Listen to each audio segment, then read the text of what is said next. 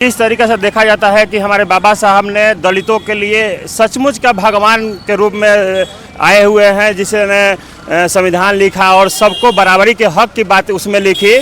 तो वास्तव में ऐसा लगता है कि सचमुच में बाबा साहब दलितों के भगवान हैं। लेकिन अमित शाह जो बोले कि भगवान का नाम लीजिए तो 7 जन्म में आपको स्वर्ग मिलेगा या उसमें जगह मिलेगी, तो वो किस भगवान की बात करते थे? उस भगवान से क्या क्या लाभ होती है समाज को? नमस्कार साथियों, अभी इस वक्त हम आरा में मौजूद हैं। जिस तरीके से आप लोग जान रहे हैं कि अमित शाह के बयान पर हर जगह आज धरना प्रदर्शन किया जा रहा है, जगह जगह पर ज्ञापन सौंपा जा रहा है और अमित शाह माफ़ी मांगो के नारा लगाए जा रहे हैं। इसी बीच आइए, आज आरा में धरना प्रदर्शन था बहन कुमारी मायावती का। आज हमारे पास एक जेडी गोल्ड है जो कि एकदम जुआ नेता है। आइए थोड़ा सा बातचीत करते हैं। सबसे पहले स्वागत है मेरे चैनल में। बहुत बहुत धन्यवाद। आप लोगों का यहाँ आज धरना प्रदर्शन था, क्या कहना चाहते हैं आप लोग? अवगत करा देना चाहते हैं कि विगत दिनों सांसद भवन में अमित शाह जो कि केंद्रीय मंत्री हैं, भाजपा नेता, वे सांसद भवन में परम पूज्य डॉक्टर बाबा साहब अम्बेडकर के ऊपर अपमानजनक टिप्पणी किया है। उन्होंने अपमानित करने का काम किया है। अम्बेडकर अम्बेडकर अम्बेडकर ऐसे 6 बार उन्होंने मतलब अपमानित भरा नाम से संबोधित किया है और कहा है, जिनके ओर इशारा कर रहे हैं, मतलब विपक्ष में जो कांग्रेस है उनको इशारा करते हुए उन्होंने कहा है कि ये लोग अगर भगवान का नाम लेते तो 7 जन्मों तक स्वर्ग में चले जाते। तो इस चीज़ से, उनके वक्तव्य से इस देश के करोड़ों शोषित वंचित पीड़ित जो अम्बेडकरवादी हैं, बाबा साहब के चाहने मानने वाले जो उनके सपोर्टर हैं, उनको इस चीज़ से आहत हुई है, उनमें रोष है और वे लोग जगह जगह विरोध प्रदर्शन जता रहे हैं और उनसे माफ़ी की गुहार कर रहे हैं। अमित शाह से माफ़ी मांगने को लेकर के विरोध प्रदर्शन कर रहे हैं। उसी के संदर्भ में बहन कुमारी मायावती, जो कि इस देश की सबसे बड़ी तीसरी नंबर की सबसे बड़ी पार्टी बहुजन समाज पार्टी है, उसकी वो अध्यक्षा हैं।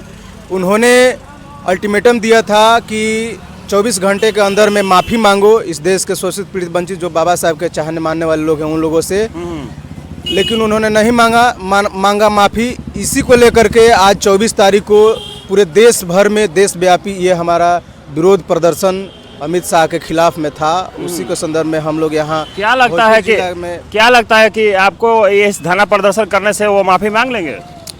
बिल्कुल, ये देश लोकतंत्र से चल रहा है, बाबा साहब के संविधान से चल रहा है।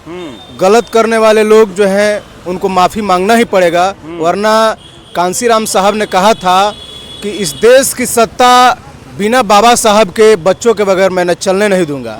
तो बाबा साहब के बच्चे इतने अब सजग हो गए हैं, जाग गए हैं, सतर्क हो गए हैं कि अब कौन मेरा अपना है, कौन पराया है, कौन बाबा साहब के वाकई में हमदर्दी वाला है, कौन उनको अपमान करने वाला है, कौन सम्मान देने वाला है। ये चीज़ को लोगों में परख हो रही है और लोग समझ रहे हैं और ये लोग बता देंगे। जिस प्रकार से कांग्रेस वालों ने भी बाबा साहब को अपमानित करने का काम किया था शुरू से लेकर के, उन लोगों ने बाबा साहब को संविधान सभा में ढुकने नहीं दिया, बाबा साहब को हरवाने का काम किया, बाबा साहब को भारत रत्न नहीं देने दिया, बाबा साहब को जगह जगह मतलब अपमानित करने का काम किया, उनको दबाने का काम किया। लेकिन धन्य है मानवर कांसीराम साहब, जिन्होंने इस धरती पर जन्म लिया और उन्होंने बाबा साहब को पुनः पूरे देश भर में साइकिल से चल करके लोगों के बीच में जगाने का काम किया, बताने का काम किया, बाबा साहब को पुनर्जीवित करने का काम किया।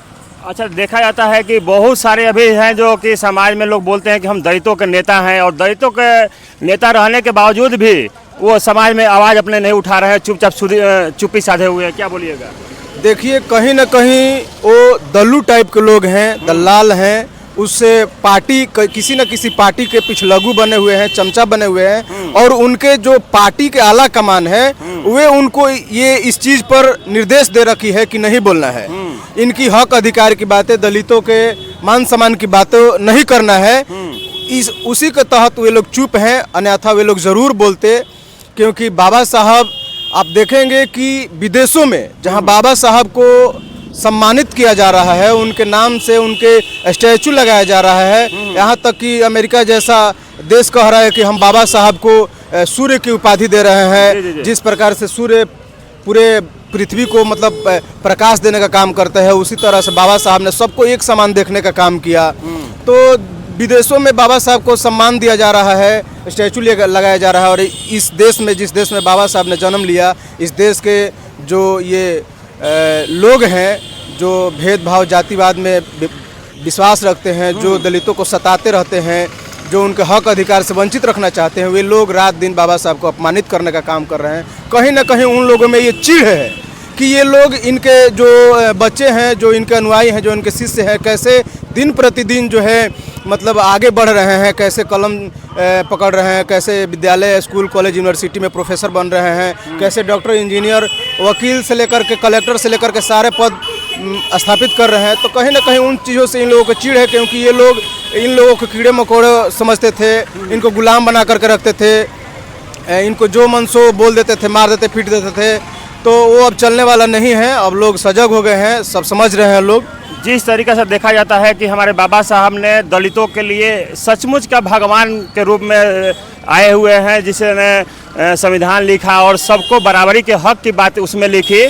तो वास्तव में ऐसा लगता है कि सचमुच में बाबा साहब दलितों के भगवान हैं। लेकिन अमित शाह जो बोले कि भगवान का नाम लीजिए तो 7 जन्म में आपको स्वर्ग मिलेगा या उसमें जगह मिलेगी, तो वो किस भगवान की बात करते थे? उस भगवान से क्या क्या लाभ होती है समाज को? अब देखिए, उनका भगवान को तो पता नहीं है, शायद उनका भगवान होगा कोई जो जिसका नाम लेकर के उनको स्वर्ग मिलता होगा। तो उनको मतलब हम आपके माध्यम से बता देना चाहते हैं कि अगर आपको भगवान के नाम लेने से स्वर्ग मिलता है तो आप क्यों फिर बाबा साहब के दिए हक अधिकार से आप सांसद भवन में जा रहे हैं?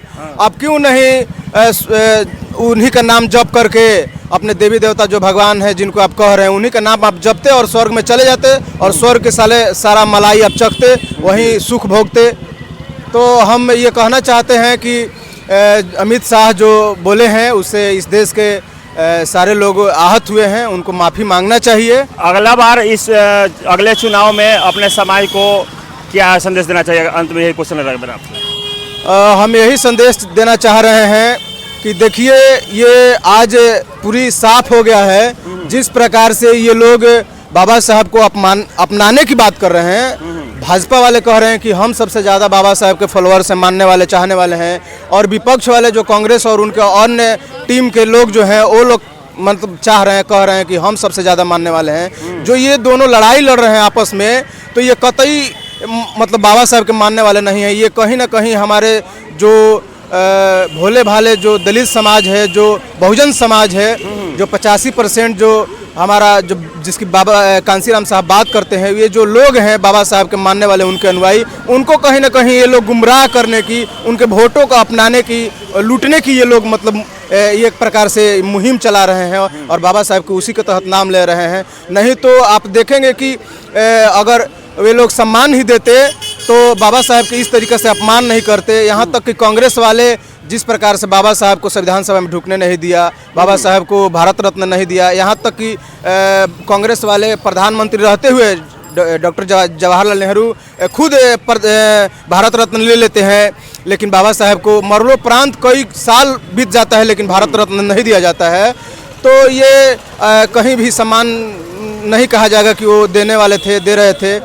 बाबा साहब को आप देखेंगे कि सभी लोग का दिल्ली में स्मारक बना हुआ है, उनकी समाधि बना हुआ है, लेकिन हमारे परम पूज्य बाबा साहब जो संविधान निर्माता हैं, उनकी जब मृत्यु हो जाती है, जब निधन हो जाता है, तब उनको दिल्ली में न जगह दे करके उनको महाराष्ट्र में लाया जाता है।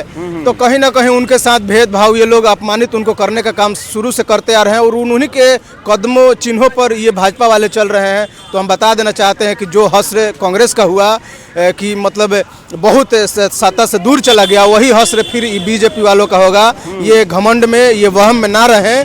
और जो भी लोग अपना रहे हैं, जिस प्रकार से सपा वाले, उत्तर प्रदेश के एक पार्टी है सपा साइकिल छाप, वे लोग भी बाबा साहब को आज बहुत बड़का फॉलोअर्स बन रहे हैं, मानने वाले बन रहे हैं। लेकिन वही लोगों ने बाबा साहब के स्टैचू को मतलब क्या क्या नहीं बोले, अयास का अड्डा बताने का काम किया कि ये जो पार्क मायावती जी ने अपने शासनकाल में जो बनाया था, तो उसको ये लोग अयासियों का अड्डा बताया। यहाँ तक कि ऐसे बाबा साहब जो स्टैचू उनका है इशारा करते हैं, तो उन्हीं का एक नेता थे सपा का, वो कह रहे थे कि बाबा साहब जो इशारा करते हैं वो कहीं ना कहीं कहते हैं कि ये प्लॉट मेरा है, इसको हथिया लो। हाँ, तो ये उन पे व्यंग कसते हैं, उन पे मतलब अपमानित करने का काम करते हैं। लेकिन बाबा साहब को वाकई में जो इस प्रकार का हाथ है वो इशारा करता है कि कैप्चर द पार्लियामेंट। उनके मूर्ति के नीचे लिखा भी रहता है कि आप अपने दुखों से निपटारा चाहते हैं, आप अपना भाग्य खुद लिखना चाहते हैं, तो आपको पार्लियामेंट पे सांसद भवन पे कब्जा करना होगा, उसमें अपने मंत्री विधायक सांसद बना करके भेजना पड़ेगा, तभी आपका हक अधिकार बच पाएगा,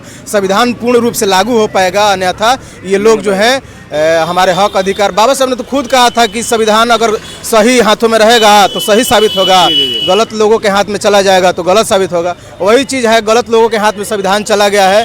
तो हम इस देश के तमाम जो शोषित पीड़ित वंचित बहुजन समाज के लोग हैं, जो बाबा साहब के अम्बेडकरवादी हैं, मानने वाले हैं, उनसे हम मतलब निवेदन आग्रह करते हैं कि आप लोग अभी से भी सजग हो जाइए और तमाम तरह के लुभावने वादे में मत फंसिए, गुमराह मत होइए। ये लोग तो चाह रहे हैं कहीं ना कहीं एन क्रेन प्रण आप लोगों को गुमराह करके भुलवा करके, और ये लोग वोट हथियाना चाहते हैं। जिस प्रकार से आज बाबा साहब का नाम ले रहे हैं, उसी प्रकार से कभी ओपीएस, पुरानी पेंशन योजना, तो क्या क्या बहुत सारे प्रलोभन दे करके ये लोग वोट केवल लेते हैं, लेकिन कभी हमारा बात नहीं करते हैं, कभी हमारे महापुरुषों का सम्मान नहीं देते हैं, कभी हमारा हक अधिकार का काम नहीं करते हैं। नहीं तो यही सपा वाले हमारे जो है प्रमोशन में रिजर्वेशन फाड़ने का काम किया, ख़त्म करने का काम किया है। यहाँ आप देखिएगा कि बिहार में ही राजद पार्टी है, ये भी आज कह रही है कि हम बहुत बड़का हितैषी हैं, हम बाबा साहब के मानने वाले हैं, लेकिन जब राज्यसभा में भेजना होता है तो कभी दलितों को नहीं भेजती है।